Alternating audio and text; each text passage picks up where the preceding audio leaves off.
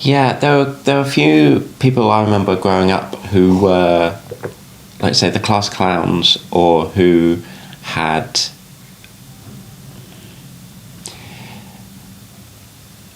they were naughty students. Yeah. They were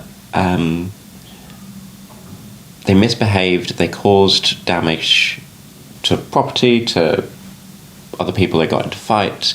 They attempted to bully me. So I never really felt like I was bullied, more because I didn't engage with it. That was the thing. You had a sense of coolness around you, because even, you know, people said stuff to you, you just kind of shrug it off. I think, no, I've never had a diagnosis of autism. I don't know whether I am autistic. However, I think that my lack of understanding of the social situation protected me from that. I had that in primary school as well, when they started referring to me as gay and the gay lord. I was like, yeah, I am the gay lord. And I can remember back now their very shocked faces at like, wait, yeah, you are? Wait, this is an insult. You're saying you are? Like, what? Oh, okay then.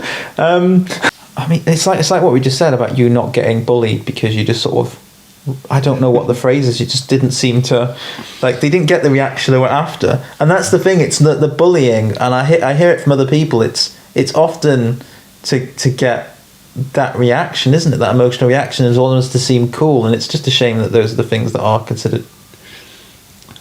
It's interesting to me that you said that I had an air of coolness about me, and I'm later on in high school, other people said similar things to me, and I felt the complete opposite of cool.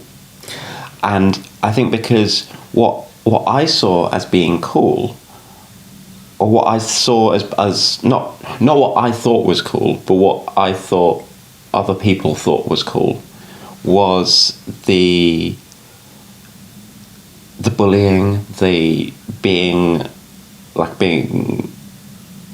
a rebel without a cause, kind of causing kind of destruction and things. Oh yeah. And that stuff, which I saw people who they thought they were being cool by doing that. Yeah. And I thought that because they thought they were being cool by doing that, and other people treated them like they were being cool for doing that, I thought that was what being cool was. I was like, well, I don't want to be cool, because that's what being cool is. And also, I mean, there's it's the stereotype, like, you see it on TV and animations all the time, where the cool character is the character that just, you know, not bothers. Like Place, it's like, oh yeah, maybe I'll see you later, maybe, and just doesn't seem to be phased or bothered. It's just like, I'm too cool to get in with your shit. I'm just gonna do my own thing and be okay with that. That's the kind of air you gave across. Yeah, because I was completely oblivious as to what was going on. You were there just eating your falafel. I don't even know what falafel was at the time. Pita bread. You introduced me to pita bread for the first time, and I was like, this is so strange. And you're just like, yeah, this is just pita bread, and you put falafel in it. And the entire thing, like, was just so strange, but it didn't come across as strange because you were just so, yeah, this is the way it works. Yeah.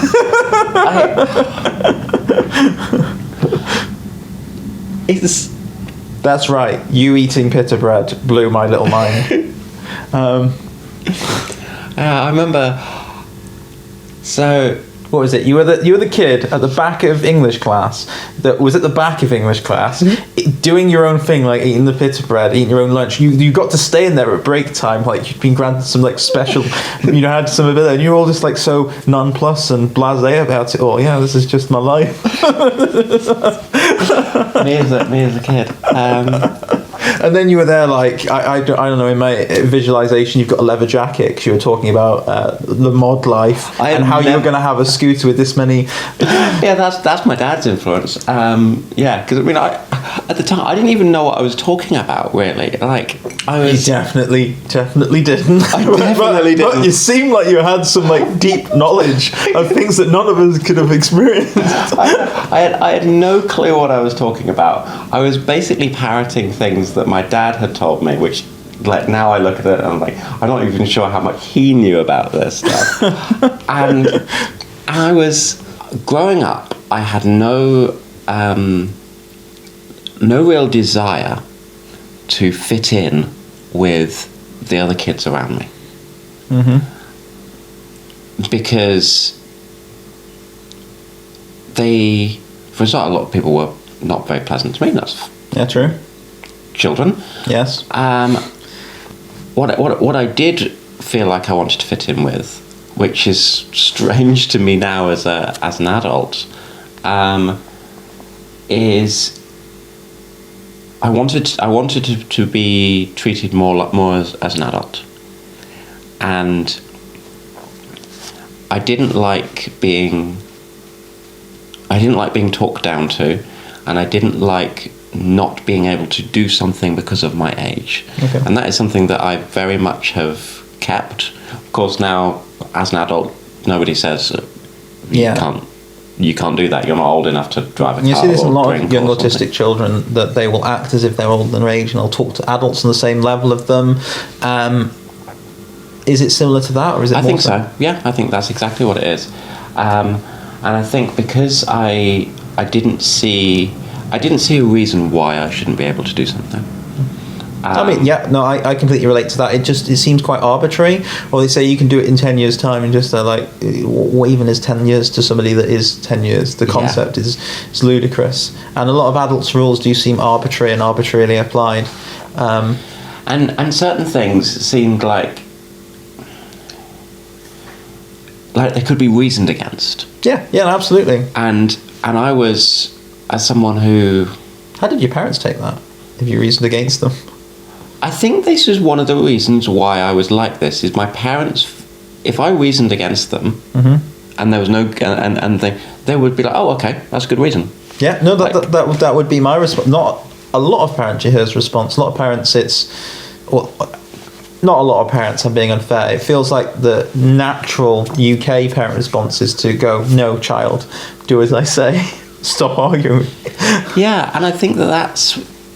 I get why that is the case, because you don't want a small child being like,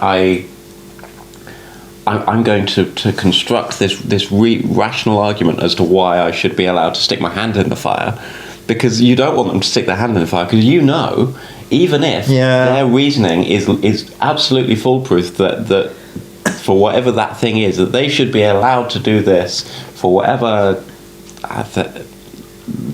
whatever their reasoning is. That's a bad example, because there's very few reasons why someone should stick their hand in the fire. I feel like, and this is probably not very good for camera, that, where the child was like reasoning why they should stick their hand in the fire, like they're like, oh, it won't hurt for like the first fraction of a second, not if I'm really quick. I'm like, we have all probably stuck our hand in a fire just like this very quickly, or over a candle very quickly, to see what it's like. And it's about managing risk, isn't it, in young ones? There's got to be risks, but it's about managing them. So it's like, you sit with the child and you're like, this is not a good idea. But as long as you're super quick, but still, I don't really think you should. But they're going to do it, I feel like, some things. And it's a bad example. We are not advocating children to stick their hands in fires. No,